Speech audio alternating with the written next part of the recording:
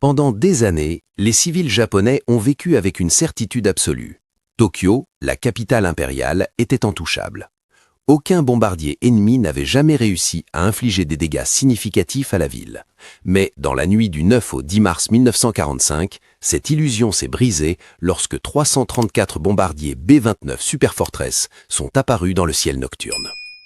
Tokyo, en 1945, est bien plus qu'une simple capitale. C'est le cœur battant de l'Empire japonais. Une métropole de 7 millions d'habitants, le centre politique où réside l'empereur Hirohito et le quartier général de toutes les décisions militaires stratégiques. La ville s'étend sur 621 km², avec des quartiers densément peuplés où vivent ouvriers, artisans et familles depuis des générations.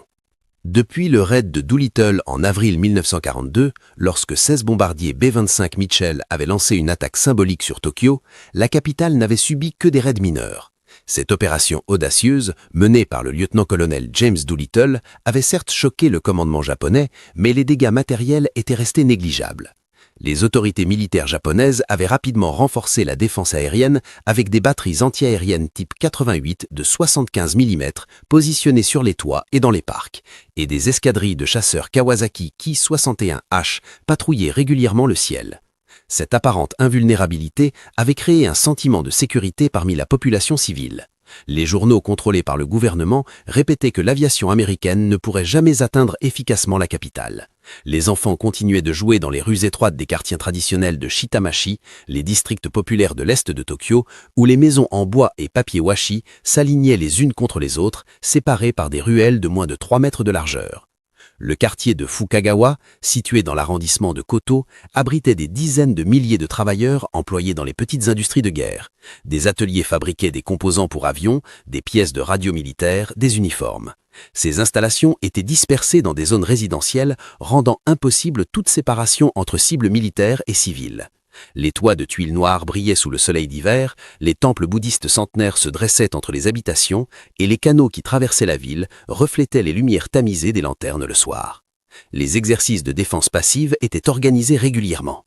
Des responsables de quartier, appelés tonarigumi, supervisaient les entraînements où les résidents apprenaient à éteindre les incendies avec des seaux d'eau et du sable. Mais personne n'imaginait véritablement qu'un bombardement massif puisse se produire. La distance depuis les bases américaines les plus proches, situées en Chine, semblait trop grande pour permettre des raids soutenus. Cette confiance allait bientôt se transformer en tragédie. Si vous connaissez le nom d'un bombardier célèbre de la Seconde Guerre mondiale, écrivez-le en commentaire. Et abonnez-vous à l'Énigme militaire pour découvrir tous les secrets des opérations aériennes de cette guerre. En janvier 1945, le général Curtis Emerson LeMay, âgé de 38 ans, prend le commandement du 21 Cap Bomber Command basé dans les îles Mariannes. Cet officier au visage carré et au cigare perpétuellement coincé entre les lèvres arrive avec une réputation établie en Europe où il avait perfectionné les tactiques de bombardement de précision au sein de la 8th Air Force.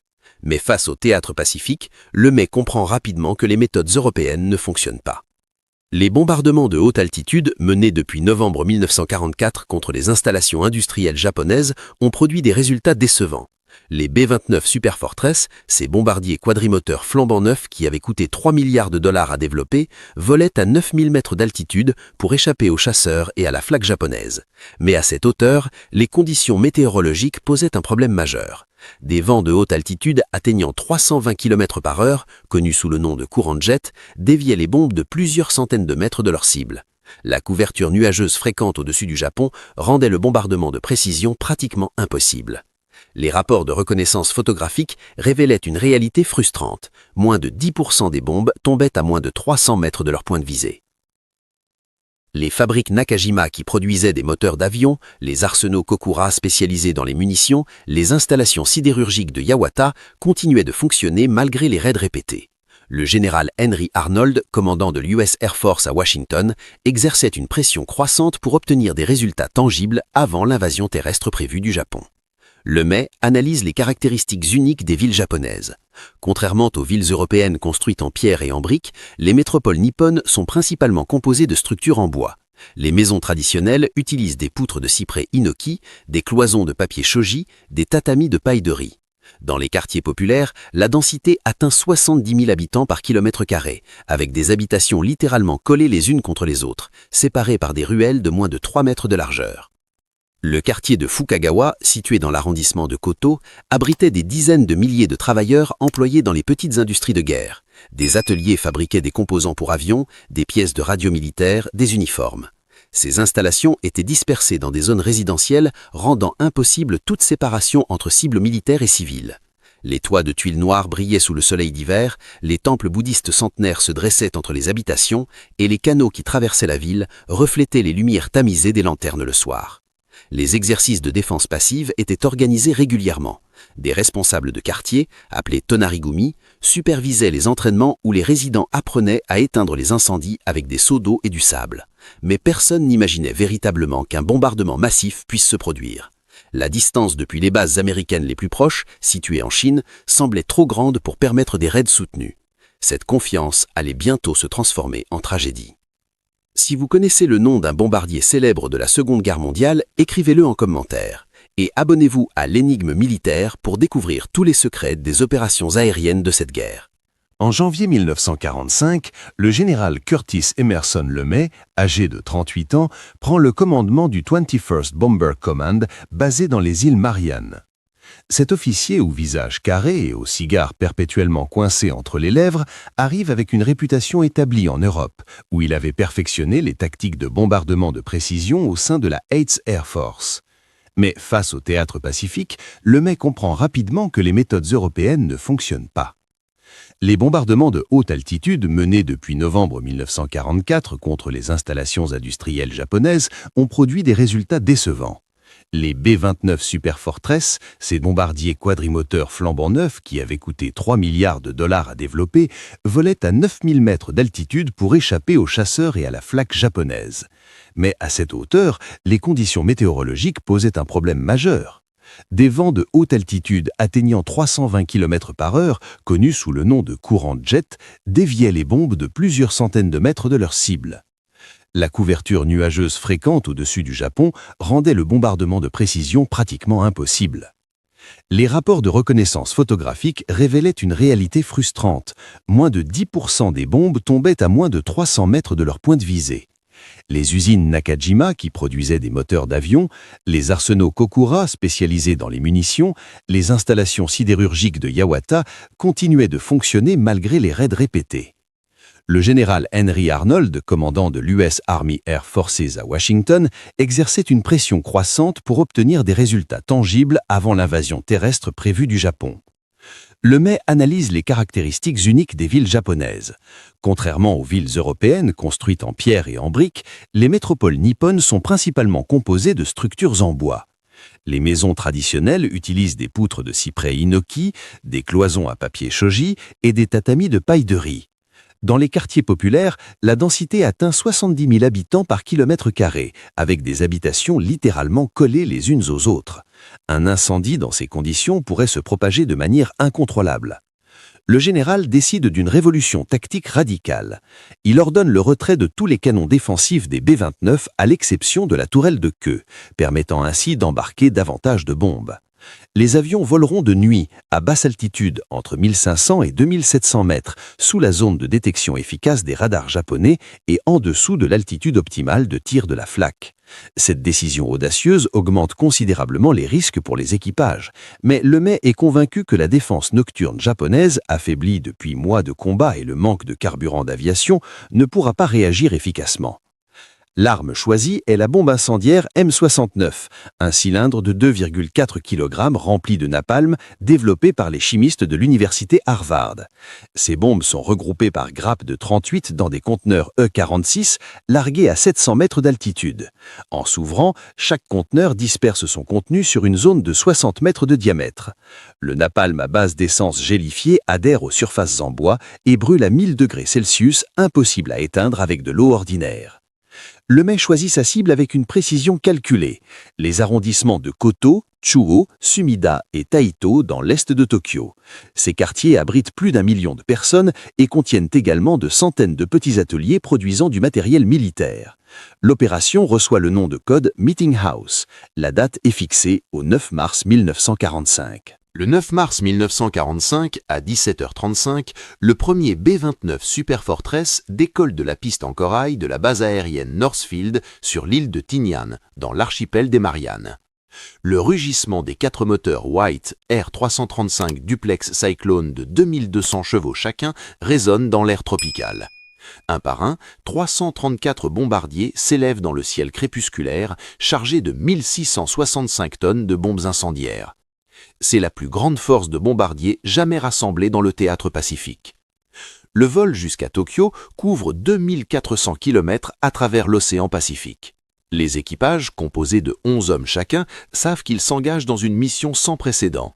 Le commandant de bord, le pilote, le copilote, le navigateur, le bombardier, l'ingénieur de vol, l'opérateur radio et les mitrailleurs occupent leur position dans le fuselage pressurisé de 30 mètres de long. Contrairement aux missions habituelles, les avions ne portent que 1800 cartouches de calibre 50 pour la tourelle arrière au lieu des 8000 habituels. Tout l'espace disponible est consacré aux bombes. Imaginez piloter un B-29 cette nuit-là. Que pensez-vous que les équipages ressentaient ? Partagez votre réflexion en commentaire et restez avec nous pour découvrir ce qui s'est passé ensuite. À minuit passé, les premiers B-29 traversent la côte japonaise. Les opérateurs radio japonais détectent une activité inhabituelle, mais les chasseurs nocturnes Nakajima J-1G Gecko et Kawasaki K-45 Toryu ont du mal à localiser les bombardiers dans l'obscurité totale.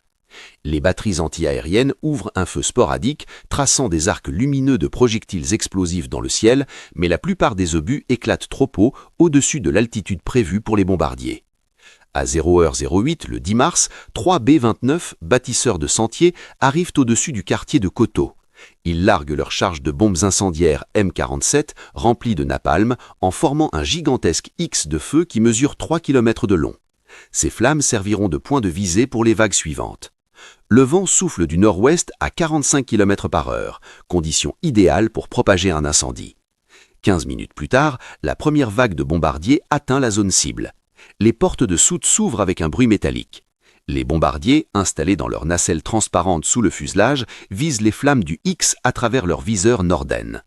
À 1500 mètres d'altitude, les grappes de bombes incendiaires commencent à tomber. Chaque B-29 transporte entre 24 et 40 conteneurs E-46. En quelques secondes, des milliers de bombes M69 pleuvent sur les quartiers résidentiels. Les conteneurs s'ouvrent à 700 mètres, libérant leurs 38 bombes incendiaires qui se dispersent en sifflant dans l'air. Lorsqu'elles frappent les toits en tuiles ou les rues pavées, les baguettes de napalm explosent, projetant du gel enflammé dans un rayon de plusieurs mètres. Le feu prend immédiatement sur les structures en bois sec. En moins de 10 minutes, de centaines de foyers d'incendie se déclarent simultanément dans une zone de 7 km². Les vagues de bombardiers se succèdent toutes les 3 minutes. Les équipages qui arrivent en dernier rapporteront avoir senti l'odeur de la fumée et de la chair brûlée, même à l'intérieur de leur cabine pressurisée à 2000 mètres d'altitude.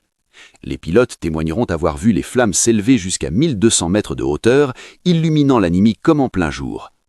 La chaleur générée par l'incendie crée des turbulences atmosphériques si violentes que plusieurs B-29 sont projetés vers le haut de plusieurs centaines de mètres.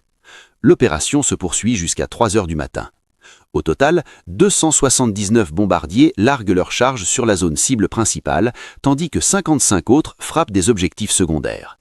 14 B-29 sont perdus, certains abattus par la flak, d'autres victimes de problèmes mécaniques ou de collisions en vol dans l'obscurité et la fumée épaisse. Sur les 154 hommes d'équipage de ces appareils, 96 périssent et 8 sont capturés. Sur le sol, à Tokyo, la réalité dépasse toutes les prévisions des planificateurs militaires. Ce qui commence comme des centaines d'incendies séparés fusionne rapidement dans un phénomène météorologique terrifiant, une tempête de feu ou firestorm en anglais. Un événement rare où les flammes deviennent si intenses qu'elles créent leur propre système météorologique. Le mécanisme de cette tempête de feu est purement physique. Les flammes chauffent l'air à des températures extrêmes, atteignant localement 1800 degrés Fahrenheit, soit près de 1000 degrés Celsius. Cet air surchauffé s'élève rapidement, créant une zone de basse pression au niveau du sol. L'air plus frais des zones alentours se précipite vers le centre de l'incendie pour combler ce vide, générant des vents qui atteignent 80 km/h. Ces vents attivent les flammes qui deviennent encore plus chaudes, créant un cycle auto-entretenu qui transforme une zone urbaine entière en un gigantesque four à ciel ouvert. Dans le quartier de Fukagawa, les résidents qui sortent dans les rues pour effuir leurs maisons en flammes découvrent un paysage d'apocalypse. Le ciel nocturne brille d'un orange intense. Des morceaux de bois enflammés et des fragments de papier incandescent volent dans l'air comme une nage de feu, déclenchant de nouveaux foyers à centaines de mètres de distance. Les canaux qui traversent la ville, habituellement considérés comme des refuges en cas d'incendie, se transforment en trappes mortelles. L'eau commence à bouillir sous la chaleur radiante, et ceux qui s'y réfugient meurent ébouillis ou asphyxiés par la fumée dense qui rampe à la surface. Les services d'urgence de Tokyo, déjà épuisés par des mois de guerre et de bombardements mineurs, sont complètement dépassés. La ville dispose de 8000 pompiers répartis en 297 casernes, équipés de pompes tirées par des chevaux et de quelques camions-citernes. Face à des milliers d'incendies simultanés sur une zone de 40 km², les efforts sont dérisoires. Les conduites d'eau explosent sous la pression de la chaleur, privant les pompes de leur approvisionnement. Les routes sont bloquées par des débris, des poutres enflammées et des réfugiés pris en panique. Les ponts en bois qui enjambent la rivière Sumida deviennent des goulots d'étranglement. Des milliers de personnes tentent de traverser simultanément, créant des embouteillages mortels. Lorsque les flammes atteignent ces ponts, les structures s'enquiflamment, projetant des centaines de personnes dans l'eau. Le pont Kototoi, construit en 1928, s'écroule sous le poids de la foule, emportant plus de 300 âmes. Des témoins survivants décriront avoir vu des familles entières disparaître dans les flammes en quelques secondes. Dans le quartier de Honjo, l'école primaire Meiji, qui servait de refuge désigné, devient un piège mortel. Plus de 2000 civils s'y étaient rassemblés, pensant les murs très épais capables de les protéger.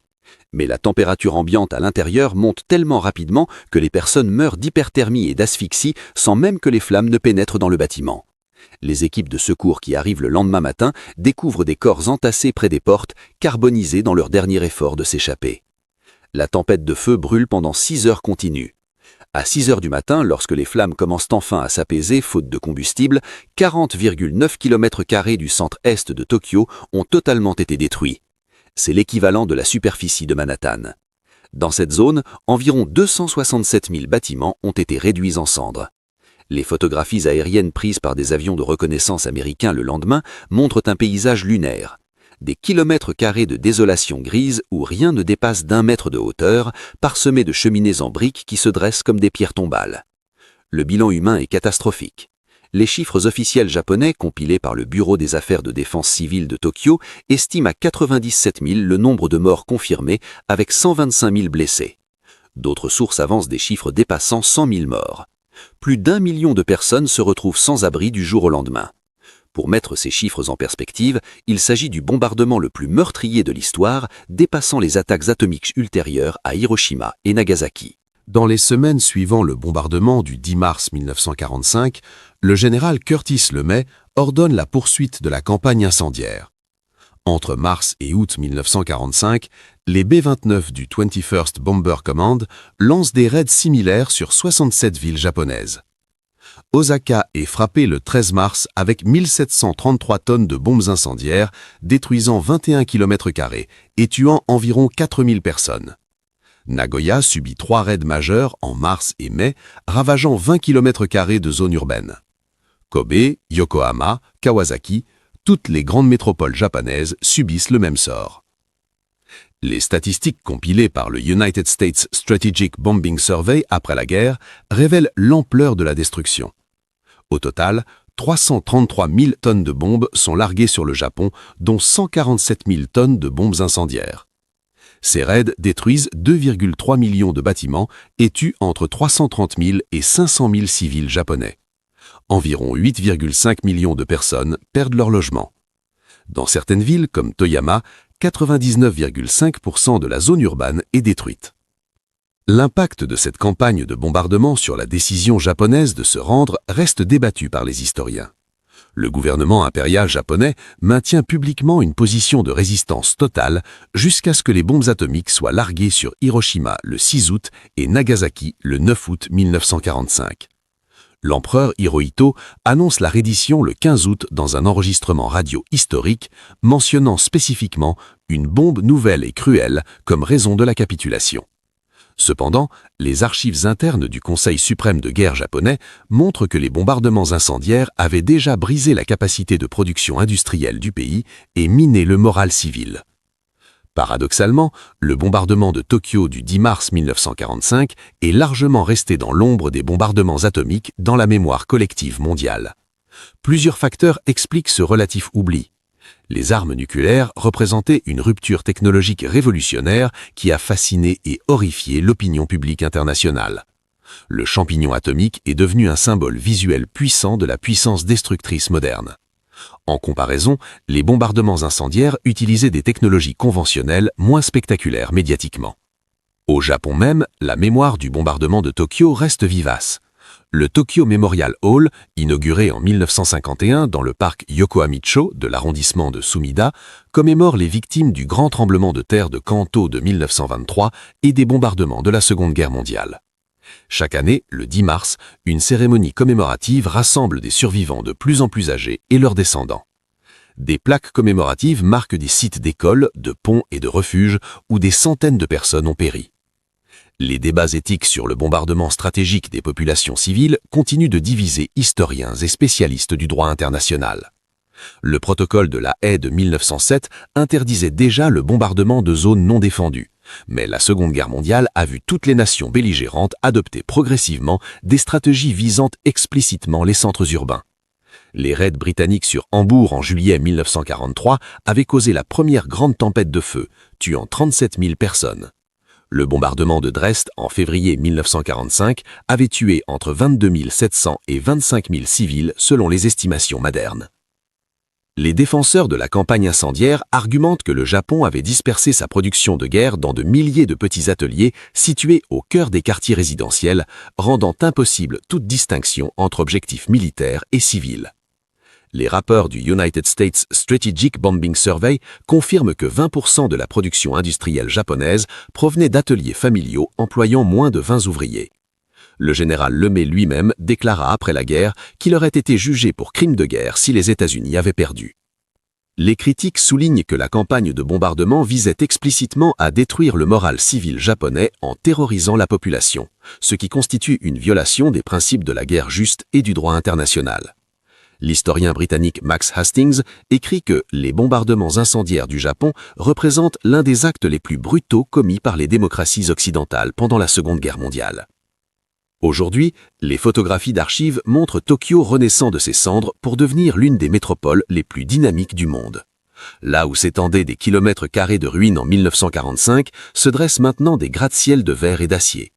Seuls quelques bâtiments renforcés, comme l'édifice Meiji Seimen, ont survécu, conservés comme témoignage de cette période. Les survivants, maintenant octogénaires et nonagénaires, continuent de transmettre leurs récits aux nouvelles générations, insistant sur l'importance de la paix et de la réconciliation internationale.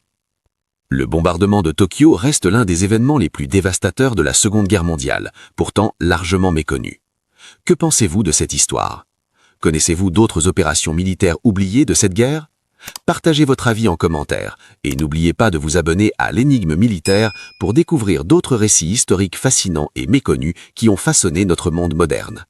Activez la cloche de notification pour ne manquer aucune de nos prochaines enquêtes historiques.